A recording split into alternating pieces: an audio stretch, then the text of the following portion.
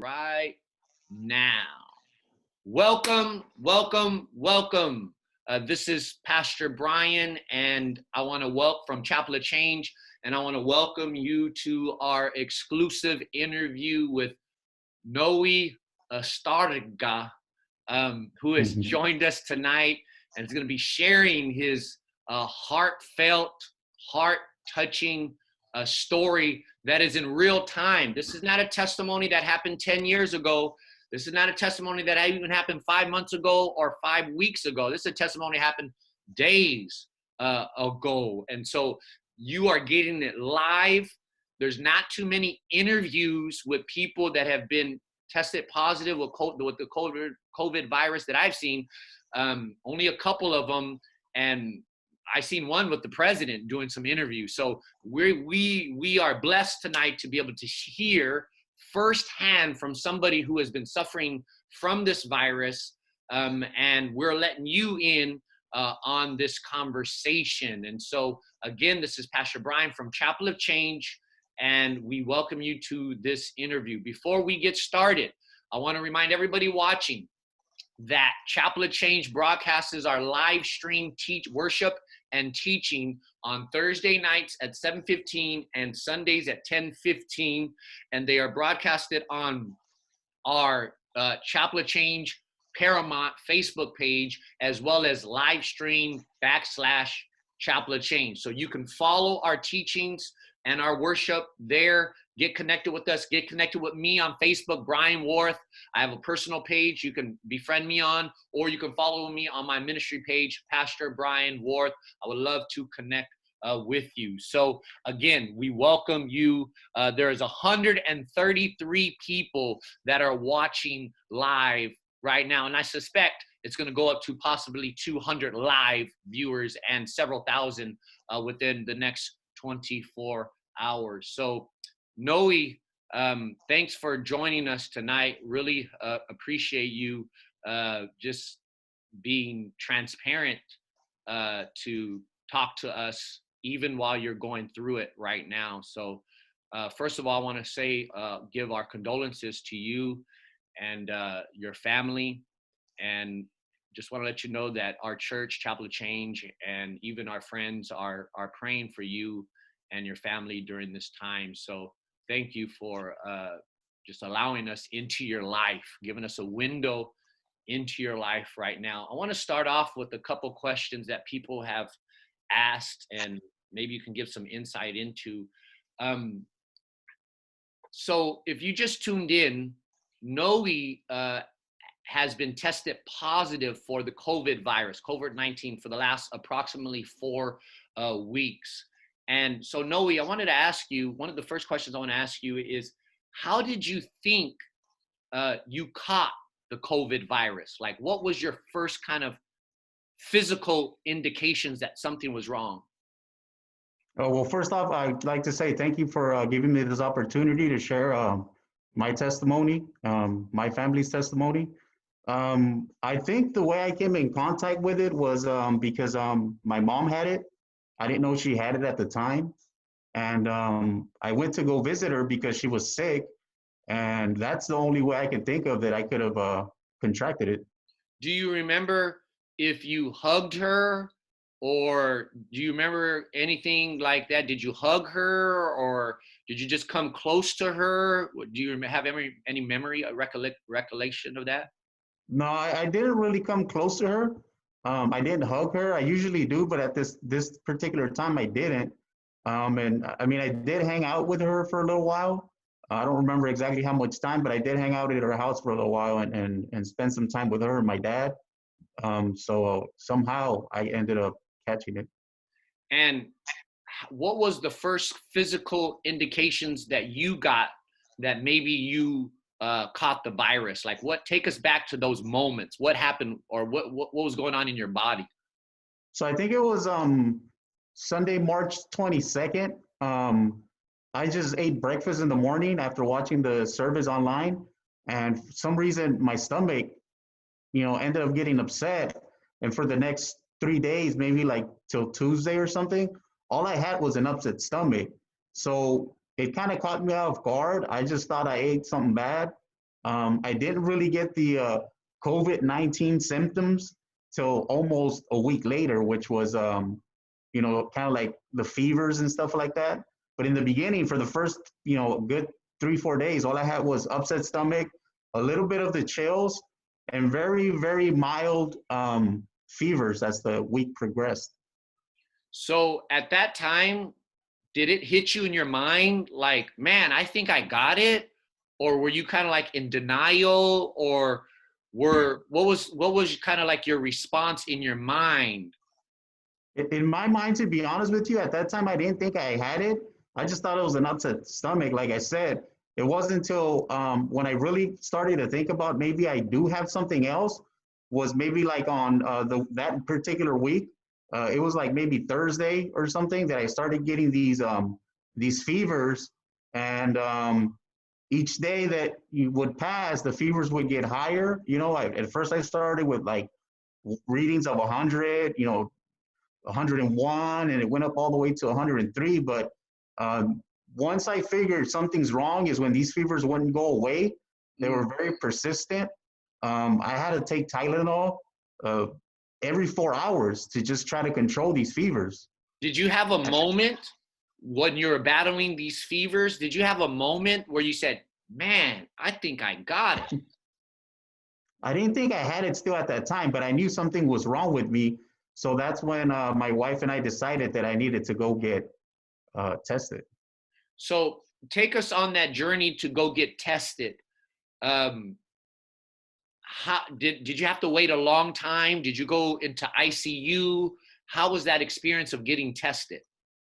Well, I had conversations with my doctor over the phone a couple of times, and I actually had gone one time to the regular doctor's office to get checked, and they said you just have an upset stomach, and this could last up to 2 weeks. So But then I stop right went. there for a second. That's an interesting point. So you actually got checked out for your upset stomach, and did they send you back? Yeah, they sent me back home. They were like, you just have an upset stomach. You must have some sort of food poisoning. They gave me some medicine for my upset stomach for the food poisoning, and I actually started taking it. And I thought because of the side effects of the medicine that they gave me, I thought in the beginning that that's why my fever was getting worse, because that was one of the side effects, that you could catch a fever from this. So I was thinking, at that point, I'm thinking, I have an upset stomach. The medicine they gave me is giving me this even stronger fever. Wow. So Yeah. so you go to get tested. Was it in ICU or was it just another doctor's appointment? And how did that go? So I went back to urgent care, and they wanted me to take some lab results, some lab tests. So I took some lab tests. They took out blood, and they asked me, how long have you had your fever for? And I said, it's at this point it was already Thursday, and I'm like, man, I've had a fever for like almost a week now. So that's when I guess their light turned on, their light bulb turned on, and said, okay. So they automatically took me into a room where I was kind of isolated. So it was urgent care, and I was isolated. And from there, I could see the difference in the treatment as far as how they were treating me. The nurse that came in, she had her mask, she had her visor that covered like all the way down to her neck. She had gloves. She had like a jumpsuit. It was like something out of like a space movie or something. Yeah. And did they swab you or what did they actually do? So she had to get a doctor to swab me, or somebody that's, I guess, kind of like certified to do that, because not just any nurse could do it. So the doctor came in. I had to wait like 10 minutes because the doctor had to get suited up. So he had to put on the whole gear, and then he came in and he swabbed me. It was a stick that had two ends to it, and each end it wasn't like a cotton swab. It was more like a little kind of like a brush almost, the end of it. And they stuck it in each side of my nose, and that was how they tested me. And so when they came in all geared up, how did that make you feel? Like what was your emotions when you seen this, maybe something like a space suit approach Yeah. you? How did you feel? At that point, I kind of felt like, you know what, because that day was really bad. I had a really, really bad fever that wouldn't go away. At that point, I kind of felt like, you know what, this is not good. This is something that I probably do have COVID-19 at this point. So I felt okay, like mentally, but I knew that something was wrong. I was having a really hot fever. So after the testing, what do they tell you to do when you go back home? Do they give you any instructions as you went back home? Well, at that point, I was when I was sick, when I had the fevers at first, I was quarantined, but I wasn't really isolated. The night before then, on Wednesday, I isolated myself in my room and didn't come out to the rest of the house from that point. It was just my room, and so they say me stay isolated, and just just we'll get back to you with the test results. How long did it take to get your test results? They called me 2 days later on Saturday to tell me I was positive. Who called you, the doctor or nurse? I think it was one of the doctors called me. And so they called you 2 days later and they hmm tell you you're positive.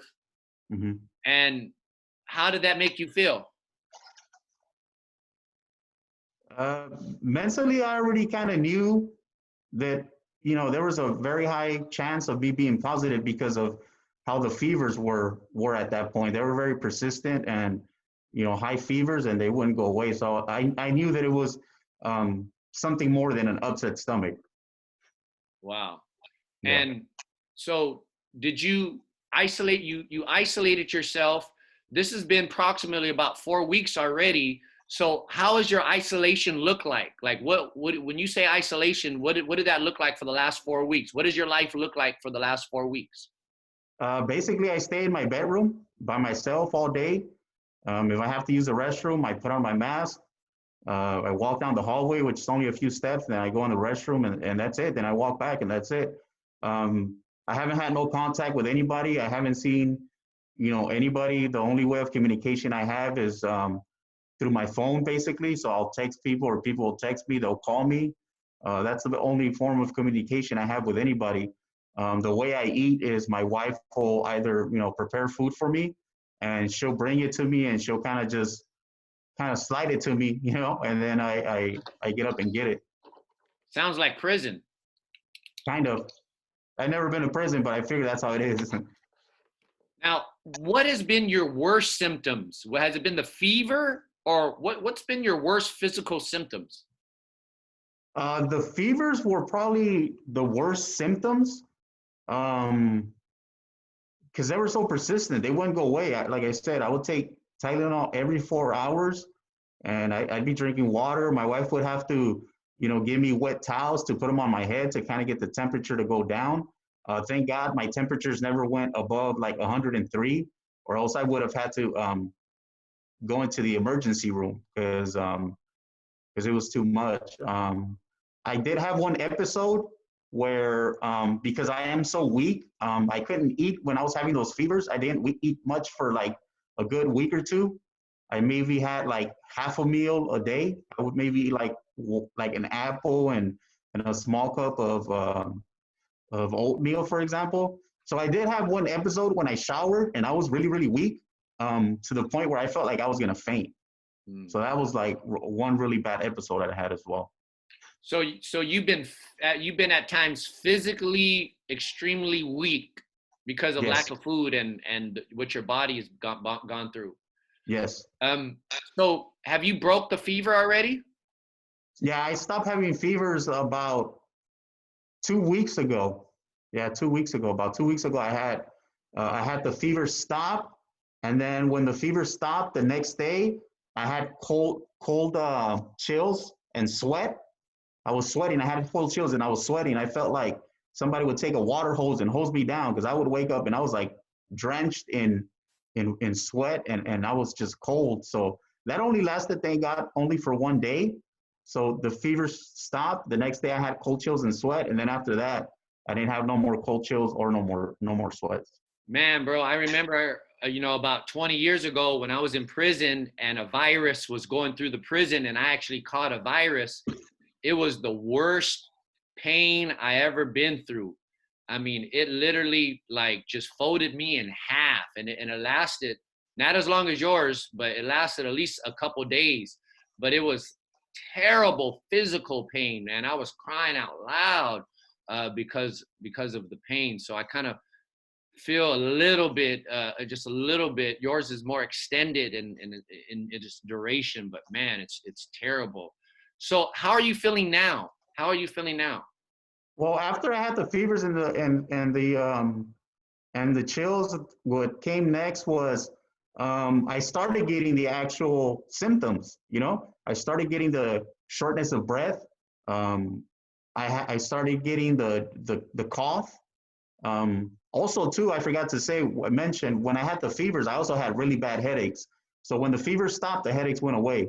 So that's what I had next. That was my next symptoms, and that's the thing I had to deal with next. Are you able to sleep or eat now?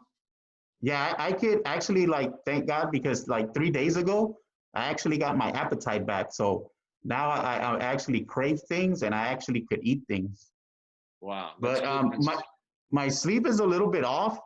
Sometimes I go to sleep early, maybe like around 10 p.m. But for some reason, I end up waking up like at 4 a.m. every day. So my sleep's kind of off right now. How are Yeah. you holding up emotionally and spiritually? To be honest with you, emotionally and spiritually, I mean, I've gotten so much free time that I try to spend my time wisely. Um, I try to read the Word. I try to watch sermons. A lot of the brothers and sisters and family members and friends have been texting me and calling me to keep me encouraged. So I've actually drawn closer to the Lord, I believe, during this time. And I emotionally, I think I'm good. I'm pretty solid right now. That's good to hear.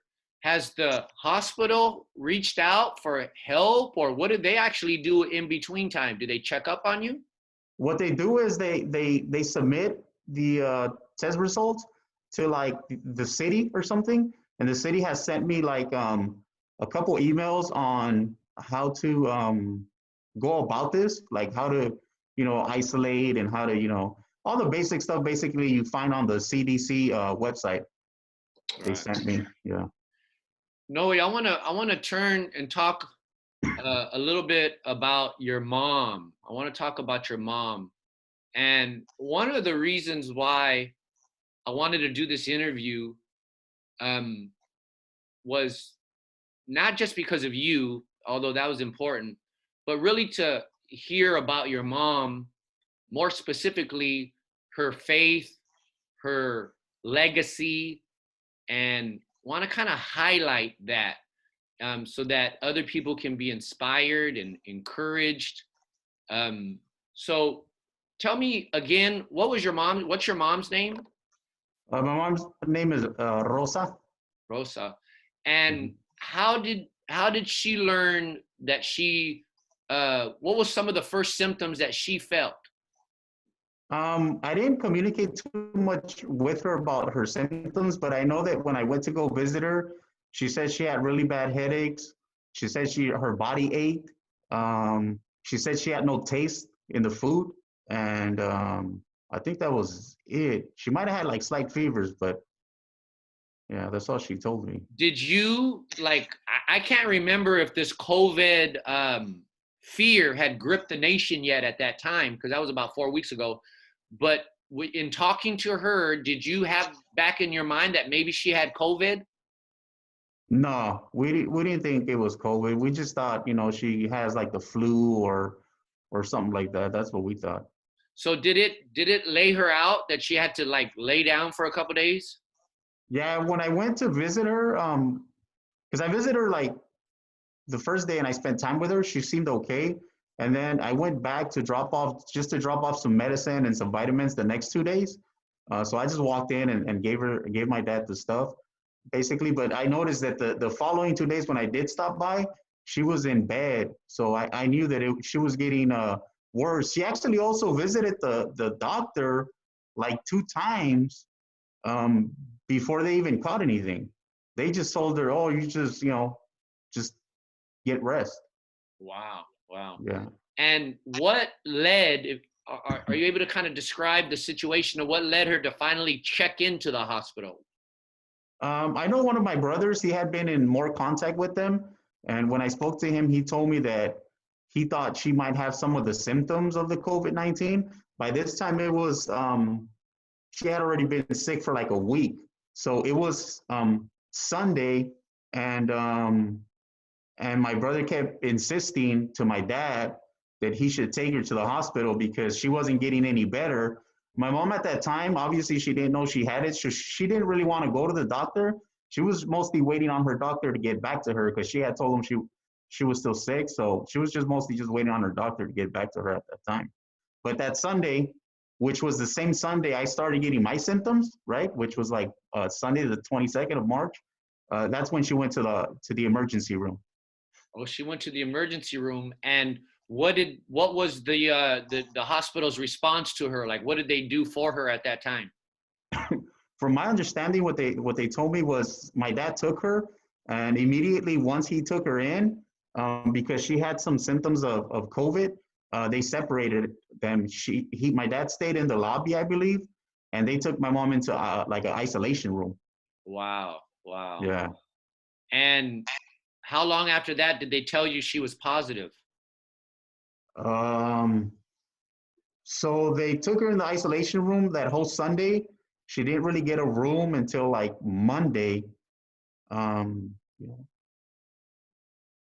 I believe Monday they told her. Monday Yeah. they told her. Yeah. So did they isolated her as soon as she went into the hospital, or kind of checked into the hospital? Um, what was the doctors telling you about kind of like what her projected journey would be like, you know, kind of going through the COVID deal? Did they kind of say, hey, this is what it's going to look like for the next couple of weeks? Yeah, so I guess she was short of breath, so they put something to help her breathe. And my sister was one of my sisters was like the spokesperson for the family, like the point of contact. So she was the one communicating with the doctors and the nurses, and she would text us and let her know what's going on. So they told her it could go either way. It was going to be a roller coaster ride. They didn't promise that she'll make it out of it, but they didn't say she wouldn't. So there was a Oh, they were chance. already talking about it can go either way. Yes, because she was having a hard time breathing. So I guess they had done some tests and it wasn't looking good. But they told my sister it could be anywhere between 2 months, 4 months, or 8 months before she could even get out. Mm, mm. Yeah, And was she conscious at that time? I believe Monday she was conscious, and then Tuesday that's when they started to sedate her, and then after that she was sedated pretty much the entire time she was there. Wow, wow. Yeah. And how long was she in the hospital approximately after that? Uh, like 3 weeks. 3 weeks. Was there any reports going through that? Yeah, my sister would talk. Like I said, my sister would talk to the nurses and the doctors about twice a day. So she would text us and let us know everything that was going on. My mom had some days where she was okay, no fevers, breathing fine. But then it seemed like every other day she had a good day and a bad day, a good day and a bad day. So then other days she would have fevers of 100, up in the hundreds, like 101, 103. I think 104 was the worst one, and they'd have her give her medicine. Occasionally, her blood pressure would go up and stuff like that. So she had days where she was stable, but then she also had days where she wasn't as stable. And when did she uh, finally pass away? When did she pass away, or when did you guys get the news about that? So my mom passed away on it was a Wednesday, I believe. It was April 15th. April 15th. And did your family told you, or did the hospital tell you? Well, since my sister was in contact with the doctors and the nurses, they let her know at one point, I think it was like in the afternoon, like around noon, where they try to adjust my mom because they move you around when you're sedated. So they'll probably lay you on your side, on your back, and on your side just to keep you rotating. They try to move her, and I believe her blood pressure or something went down, and she was having a hard time breathing. So they had to increase her oxygen. That was like about 12 noon. And then at about 4 p.m., my sister texted us that the doctors were saying that my mom's heart was going out and that her heart was most likely going to go out very soon. Wow, wow. Sorry to hear that. Yeah. Share with us a little bit about your mom's faith, because I remember I remember I taught a Bible study for your family Yeah, at one of your relatives' house. yeah, that's, yeah. And I remember meeting her and your dad. And I just, immediately kind of, I didn't, I didn't have long conversation with her, but she carried an aura about herself that was, it was very impactful, very Yeah, impactful. Her yeah. faith, her, her, just her faith was very impactful, even without having a long conversation with her. But tell me a little bit about her faith. Um, how long ago did she, put her faith in Jesus, or how long has she been serving the Lord? So my mom was saved when I was about 6 years old. My mom and my dad, they dedicated their lives to him. My mom was about 33 years old, so she served the Lord for a total of about 38 years old. I mean, she was a strong woman of faith. She Uh, served the Lord for 38 years. yes, 38 years. Wow. Yeah. Now, where were you at when you were 16 years old? Like I was 6 years old. 6 years old. Where were you Yeah. at when you were 6 years old? We lived in South LA at the time. And they both came to the Lord, your mom and your dad. Yeah, my mom came to the Lord first, and then 2 months later, my dad did. Wow. Yeah. Wow. And so this last 38 years of her serving the Lord, describe to us her life. Describe to us her testimony, because that needs to be, I think that needs to be kind of echoed and highlighted. 38 years serving the Lord. We don't see that too often, and we need to see that again. So, what was her Christian life like? What are some things that stood out to you? I mean, honestly, my mom was probably one of the most faithful people, to the Lord that I've ever known. She was dedicated. One thing I learned from my mom was she didn't compromise the word of the God. Like there was no bending it. There was no trying to get around it. It was what it was, and that's how she lived her life. She dedicated her life. I mean, I don't think we have enough time for me to speak on everything she did, but she was just dedicated to the Lord. She just I remember impact. you sharing before how your mom and dad actually helped plant a church before, or actually helped start a church, or strengthen it. Yeah. So at, Um, at one at one point, they were at a church, and I don't know exactly the details, but they decided to help church launch, and it was maybe like 12 families that church launched. I remember I was a kid and we'd go to this house to have actually at our house we had services in our garage sometimes, and we used to go to this house where they let us use their garage, and that's where they had their services in the beginning. Eventually, they rented out a house a church in South LA, and then from there they got provided and they bought a church, and I think it was in the city of Bell, and then from there they ended up in selling that and purchasing a bigger church in the city of Bellflower. Yeah. wow, wow, what a legacy! 38 years, your mom serving the Lord. And how big is her immediate family? Does she like kids, grandchildren? What does that look It's like? six. It's six siblings, three brothers, three sisters, and we have about 12 nieces and nephews, and great grandkids. I'm not sure how many she had, but I think it's five at this point. Wow, So wow. yeah, And you know what I've been touched by your family that I don't see too often.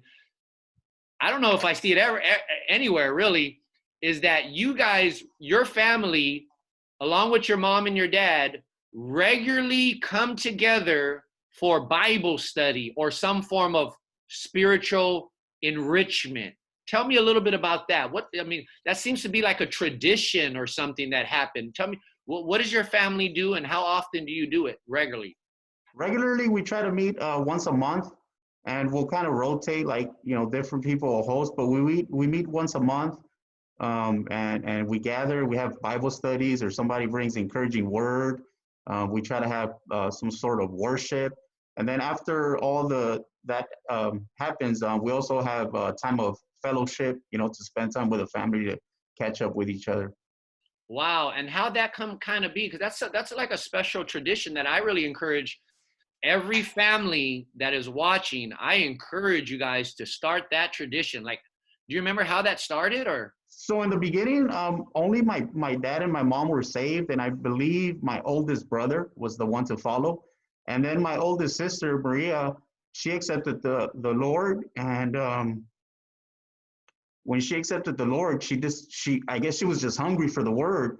And she told my mom, why can't we have because we would gather, right, and she would say, Mom, why can't we have Bible studies like, once a month or every other week? So in the beginning, we actually started every other week, but then it became once a month, and we've been doing it for quite some time now. Wow. And I met your sister Maria. She's a cool person. Shout out to her.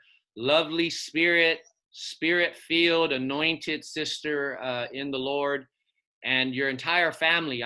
When I went to that Bible study, and it was a testimony for me to witness, something inspirational for me to see. And again, when I seen your mom and your dad, I don't know, it reminded me of like Old Testament prophets, like being in the presence of Old Testament prophets. And it just made a lasting impression into my heart. And so when I found out, bro, that your mom passed away, man, I was like, man, we're saddened. We cry with you. We cry with you. At the same time, this legacy of faith that your mom and dad laid out, that thing needs to be highlighted. More of us young people, young families need to catch that spirit, man. We got to catch that spirit. And so Amen. we're grateful for your mom and your dad just staying faithful to God and faithful to the kingdom of God. And you don't know it, man, but it's inspiring. It's inspiring people. And so let me ask you this. What do you think would be your mom's encouragement during this time? I know that may be a hard question to answer, but try your best. What do you No, think would be? honestly, to be honest, I don't think my mom's encouragement would ever change, Mhm. no matter the situation. She taught me to just be faithful to the Lord, and let Him be my Lord and Savior, and everything's gonna be okay. Basically just hang on to Him and just ride it out. I mean, we're gonna have different seasons, so whether it's good, whether it's up or down. I don't think that her encouragement would ever change. Just be faithful to the Lord, and everything will work out. Wow. Yeah. Wow. Well, Brother Noe, man, Chapel of Change loves you and your wife and your family. And if there's anything we can do during this time, please let us know. We're here to help and pray with you. And I'm going to pray with you right now, but I just want you to know, bro, that your mom's legacy of faith is going to bear fruit for generations to come. It's going to bear fruit because the word of God will not come back void. Amen. That legacy is gonna speak loud through you. It's already been speaking loud through you. I think that legacy drew you to our church. I remember the first day you came to my Bible study on Tuesday mornings. I can still remember the first day you came, and somehow you discovered us on YouTube, and somehow or another you made your way. We know that was the Holy Spirit, but let me tell you something. That started off with your mom right there and your dad, right? Amen. Your mom and your dad were praying, and the Lord, the Lord worked on behalf of your mom and dad, and the Lord's not done working. The Lord is not done working. Your mom and your dad's been praying prayers for years, bro, and many of them are still coming to pass right now. And so may we continue to keep our eyes on the Lord, and I believe that God is going to get you through this. And Amen. we're praying for just special strength and grace for you and your family during this time. Before I pray with you, is there any last thing that you may want to say to the audience watching right now? There's approximately 200 people live watching right now, and within 24 hours, there'll probably be 1,000 people. Is there anything that you want to say that's on your heart? Yeah, even though my mom passed away, and I'm a man, and it's gonna hurt, and I'm gonna miss her. Um, I I want to give people, I want to tell people to just hang on to the Lord. He's the one. I'm in a peaceful place. I'm in a peaceful place right now. The Lord comforts me through my hard times and through my afflictions in life. Um, no matter what's going on in your life, there's nothing too big for God. My mom fought the good fight. She finished the race. She's where we all one day want to be. She's where one day we all want to be. So I just encourage people to seek God. Have a relationship with Him. Seek Him on a daily basis, and don't worry about the rest. He'll take care of the rest. I'd also like to say from me, my wife, my family, and my dad, thank you to everybody for all your prayers and all your support. Um, it helps uplift us, and we really, really appreciate it. Thanks, Brother Noe. We appreciate you talking to us and talking to everybody here. Again, this is Pastor Brian from Chapel of Change. We thank you for tuning in. We will upload this interview on our YouTube page, hopefully by tonight, Chapel of Change TV. I want to ask that you share this video on your Facebook so that everybody can see it. They need to hear this testimony. This testimony will infuse their heart with fresh hope. And also, I want to invite you to join us for our live stream teaching on Thursday night, 7:15, and Sunday at 10:15. We broadcast live through Chapel of Change Facebook pages or live stream / Chapel of Change. This is Pastor Brian and Noe encouraging you to trust in the Lord. Trust in the Lord. Don't give up. Keep your hands in the unchanging hand of God. The Lord will get you through this. He will get you through this. Amen. He will. God bless you, and God bless you.